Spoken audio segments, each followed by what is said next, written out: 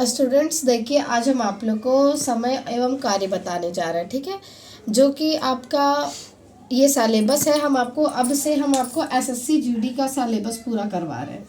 यानी SSC GD का exam जिसका आपको पता है कि इसका वैकेंसी आ चुका है। तो अब हमारे पास सिर्फ 3 महीने का समय है।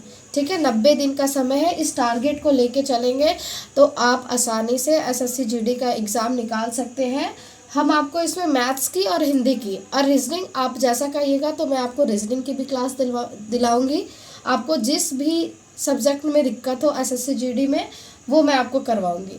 तो आज से मैं शुरू कर रही हूँ एसएससी जीडी की क्लास, जिसमें सबसे पहले हम पढ़ेंगे टाइम एंड वर्क, समय एवं कार्य। ठीक है, तो हम लोग 90 दिन का टारगेट लेके चलते हैं और इस टारगेट से हम एसएससी जीडी के एग्ज़ाम को क्रैक करेंगे।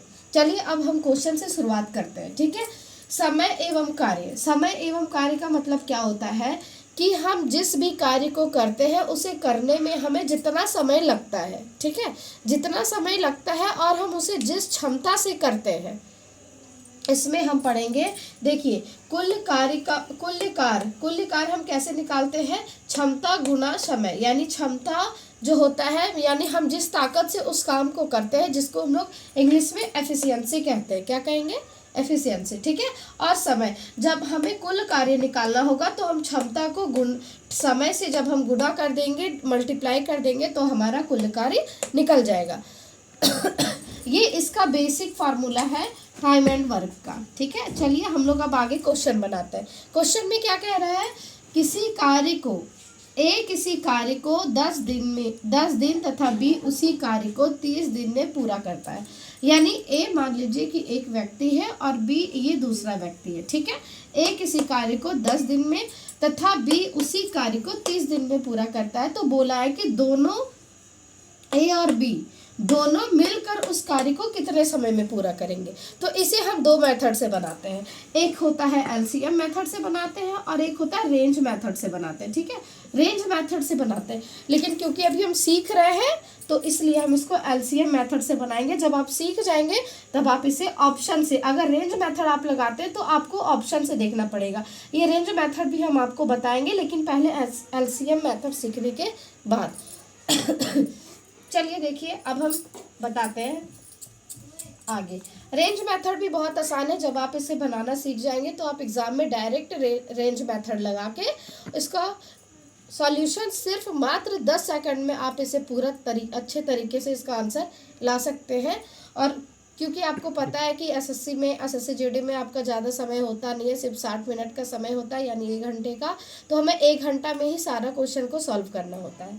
चलिए, तो जितना अच्छे से अच्छा शॉर्ट ट्रिक, ये भी जो एलसीएम मेथड है उसमें भी हम इसे मात्र 10 से 15 सेकंड में बना सकते हैं, अगर आपका कैलकुलेशन सही है तो। सबसे पहले आपको कैलकुलेशन सही करना पड़ेगा। तो मुझे उम्मीद है कि आप लोगों का कैलकुलेशन सही ही होगा, और अगर नहीं भी होगा तो आप अपना कैलकुलेशन अच्छे से कर लें। चलिए क्वेश्चन को बनाते हैं। ठीक है, ए जो है वो किसी कार्य को कितना दिन में कर रहा है? 10 दिन में। बी उसी कार्य को 30 दिन में कर रहा है। यानी कि पता है कि ए जो है वो तेजी से काम कर रहा है, यानी वो उसका स्पीड ज़्यादा है, उसकी क्षमता ज़्यादा है, उसकी एफिशिएंसी ज़्यादा है। लेकिन बी जो है वो उसी कार्य को 30 दिन में कर रहा है, यानी उसकी क्षमता जो है वो कम है। तो सबसे पहले देखिए हम एलसीएम मेथड से कैसे बनाएंगे। ए लिखेंगे, ए कितने दिन में कर रहा है? 10 दिन में। बी कितने दिनों में कर रहा है? 30 दिन में। ठीक है, ये 10 दिनों में कर रहा है, ये 30 दिनों में कर रहा है, यानी ये जो है वो हमारा क्या है? ये टाइम है, यानी समय है कि ये 10 दिन में कर रहा है, ये 30 दिन में। अब 10 और 30 का हम एलसीएम निकालेंगे। तो एलसीएम आप लोग को आता होगा, 10 और 30 का एलसीएम कितना होगा? बताइए, 10 और 30 का एलसीएम कितना होगा? इसका एलसीएम होगा 30 ही इसका एलसीएम होगा, आप लोग को तो पता ही होगा।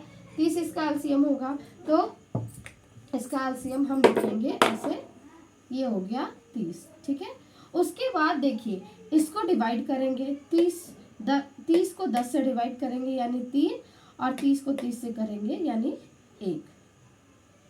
ठीक है, यानी ये जो 3 आ गया वो है ए की क्षमता, यानी एफिशिएंसी, ये क्षमता हो गई।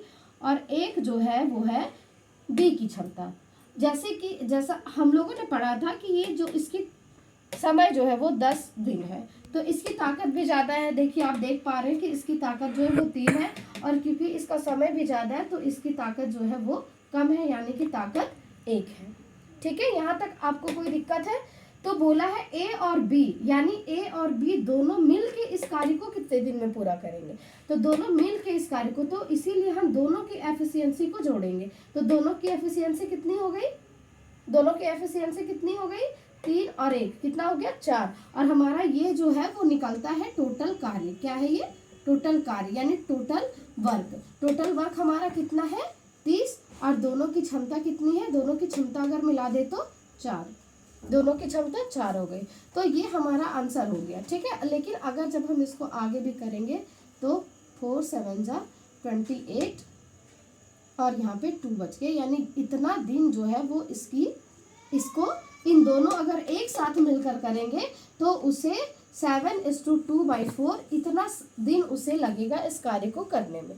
तो हमें उम्मीद है कि आपको ये क्वेश्चन अच्छे से समझ में आ गई होगी। कोई दिक्कत है?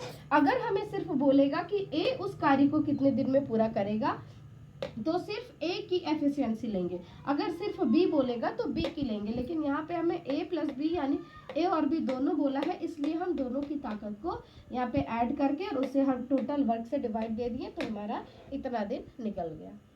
चलिए, ये क्वेश्चन आपका कंप्लीट हो गया। तो मुझे उम्मीद है कि आपको अच्छे से समझ में आ गई होगी। अब हम लोग आगे बढ़ते हैं नेक्स्ट क्वेश्चन की ओर। ठीक है, इसमें बस हम इसी क्वेश्चन को आगे करते हैं। ए किसी कार्य को मान लेते हैं यहाँ पे 16 दिन में पूरा करता है। ठीक है, ए किसी कार्य को 16 दिन तथा बी उसी कार्य को कितना दिन में पूरा करेगा? मानते हैं हम 20 दिन। ठीक है, ये आपका एक नया क्वेश्चन बन जाएगा। 20 दिन में पूरा करता है। ए और बी दोनों मिलकर उसे कितना समय में करेंगे, यानी कितने दिन में उस कार्य को पूरा करेंगे। तो चलिए हम इस क्वेश्चन को भी एक बार अच्छे से बनाते हैं। ठीक है, आप अपने कॉपी में अगर आप जब भी क्लास करने बैठे तो आप हमेशा अपने साथ पेन और नोट कॉपी लेकर बैठे, ताकि आप उसको बनाते जाएं और जो हम क्वेश्चन दे रहे हैं उसे भी आप अपनी कॉपी में बनाएं, ताकि आपको भी ये चीज़ समझ में आ जाए। देखिए, ए किसी कार्य को 16 दिन में करता है तथा बी उसी कार्य को 20 दिन में पूरा कर रहा है। ठीक है, दोनों मिलकर उस कार्य को कितने समय में पूरा करेंगे? तो ए जो है वो कितने दिनों में कर रहा है? 16 दिनों में। कितने दिनों में कर रहा है? 16 दिनों में। और बी जो है वो कितने दिनों में कर रहा है? 20 दिनों में। ठीक है, तो ए 16 दिनों में और बी 20 दिनों में। तो सबसे पहले हम क्या करते हैं, ये इसका है समय। ठीक है, टाइम समय है ये इसका। सबसे पहले हम क्या करते हैं, इसका एलसीएम लेते हैं। तो 16 और 20 का हम एलसीएम लेंगे तो कितना से जाएगा? देखिए, आपको बच्चों के जैसा सिखाना पड़ रहा है, कोई बात नहीं, इसी के लिए तो है। तो कितना आ गया? देखिए, इसका एलसीएम कितना आ जाएगा वो देखिए। 5 4 जा 20 और 22 जा कितना हो गया? 40 और 42 जा 80, यानी इसका एलसीएम जो है वो कितना आ गया? 80, यानी 80 जो है वो हमारा निकला है टोटल वर्क। ठीक है, हमारा टोटल वर्क कितना आ गया है? 80। तो 80 कितना होता है? देखिए, यानी कि 16 5 जा कितना होता है? 80। तो 16 5 जा यानी इसकी ताकत जो है, इसकी एफिशिएंसी जो है वो है 5। ये 5 आ गई। और इसकी एफिशिएंसी कितनी? ये 24 जा 80, तो इसकी एफिशिएंसी 4 है। क्योंकि इसको 16 दिन लगा है तो ये 5 की ताकत से काम कर रहा है, और इसको 20 दिन लगा है तो ये 4 की ताकत से काम कर रहा है। अब आगे क्या है? ए प्लस बी दोनों मिलकर उस कार्य को कितने दिन में करेंगे? तो दोनों मिलकर, तो दोनों मिला के दोनों का ताकत कितना हो जाएगा? ए प्लस बी दोनों का यहाँ पे कितना हो गया? 9। ठीक है, 9 हो गया। अब हम इसको क्या करेंगे? डिवाइड करेंगे टोटल वर्क को। टोटल वर्क कितना हमारा? 80 है और नीचे कितना है? 9। तो अब ये कितना हो जाएगा? इसको करेंगे 9 9 जो हमारा 81 हो जाता है। ठीक है, तो 9 8 जा कितना होता है? 72 और यहाँ पे बच गया 8, यानी कि इतना दिन उसे लगेगा जब दोनों साथ मिलकर कार्य करेंगे। तो उसे सॉरी, ये गलत हो गया, 9 7 जा, ठीक है, 9 7 जा 9 8 जा 9 8 जा 72 और यहाँ पे बच गया 8, तो ये 8 हो गया, यानी 8:8/9 ये हो गया हमारा दिन, यानी इतना दिन जो है वो इस दोनों मिल के जब कार्य करेंगे तो उन्हें इतना दिन इस कार्य को पूरा करने में लगेगा। चलिए बच्चों, हमें उम्मीद है कि आपको ये दोनों क्वेश्चन अच्छे से समझ में आ गई होगी। आज से क्लास का शुरुआत है टाइम एंड वर्क की। आगे हम नेक्स्ट जब हम बताएंगे तो इससे आगे के क्वेश्चन बताएंगे। देखिए एक चीज़ और हम आपको बताने जा रहे थे, जो रेंज मेथड था, ठीक है, रेंज मेथड था तो उसको हम कैसे बताया। देखिए जब किसी क्वेश्चन में मान लीजिए देखिए ये आपका है, यहाँ पे हम फिर से आपको एक नई क्वेश्चन बना के दे रहे हैं जो कि आपको घर से करना है। रेंज मेथड में सिर्फ एक ही बार बताऊंगी क्योंकि उसे अभी आपको रिपीट नहीं करना है, आप सीख रहे हो इसलिए आपको इसी मेथड से बनानी है, ठीक है।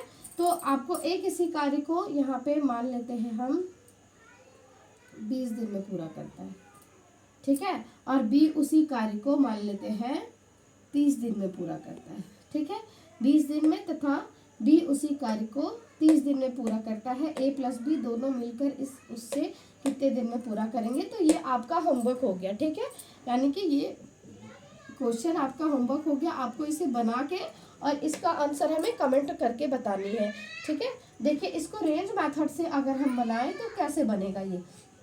सबसे पहले रेंज मेथड में क्या होता है, ये जो 20 और 30 है, ये जो टाइम है, ठीक है, इसका हम लोग क्या करते हैं, इसका पहले हम लोग हाफ करते हैं। 20 का हाफ कितना हो जाएगा 10, और इसका हाफ कितना हो जाएगा 15। तो ये 10 और 15 इसका हाफ करेंगे।